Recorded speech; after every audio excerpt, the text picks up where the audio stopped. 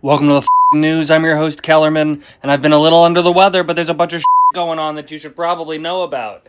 In the United States, a 15-year-old female shooter killed a teacher, a student, herself, and injured 6 others at a Christian school in Madison, Wisconsin. In New York City, a fire broke out in the early hours of the morning, destroying 18 shops at the Herald Square holiday market.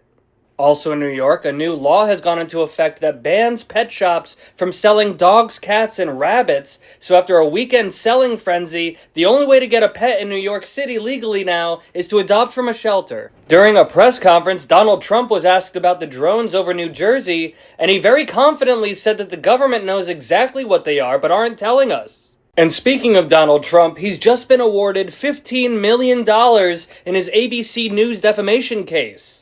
Also today, but separately, a judge ruled that Trump does not have presidential immunity protection in his hush money trial. Tropical cyclone Chido ripped through the French territory of Mayotte. An official death toll has not been released, but they're saying that it could be anywhere between several hundred and a few thousand.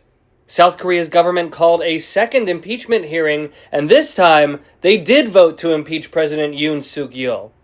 And German Chancellor Olaf Scholz lost a no-confidence vote, which will trigger a new election, in which he plans to run again. Follow me if you give a shit. Welcome to the news. I'm your host, Kellerman, and I'm still a little stuffy, but there's a bunch of going on in the world that you should probably know about. In the United States, the Teamsters Union has launched the largest strike in American history against Amazon. Workers at 7 of the largest facilities across the country are picketing. Meanwhile, both Big Lots and Party City announced that they are going out of business. President Joe Biden announced another $4.28 billion in student loan relief, canceling the debt of 55,000 public service workers. In Germany, a driver rammed their car into a crowded Christmas market, killing 2 people including a child and injuring over 60 others. Ukraine announced that it has developed a new laser weapon called the Trizub that can shoot down aircraft a mile away. And the Russian Ministry of Health claims to have developed an mRNA cancer vaccine, which it will distribute for free next year.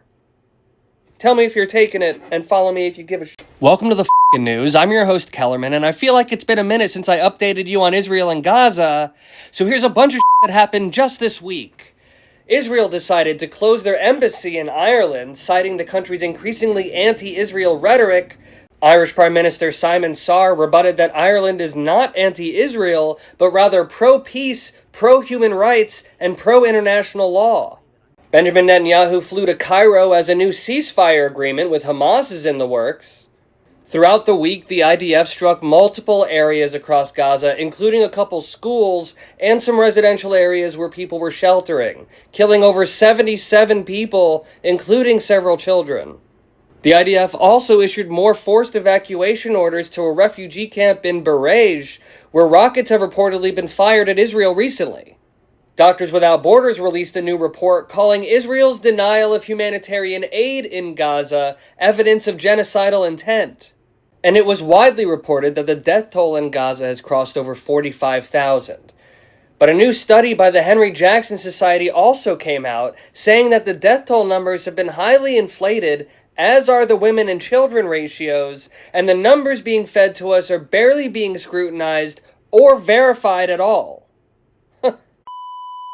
Me, right? Better yet, follow me if you give a shit.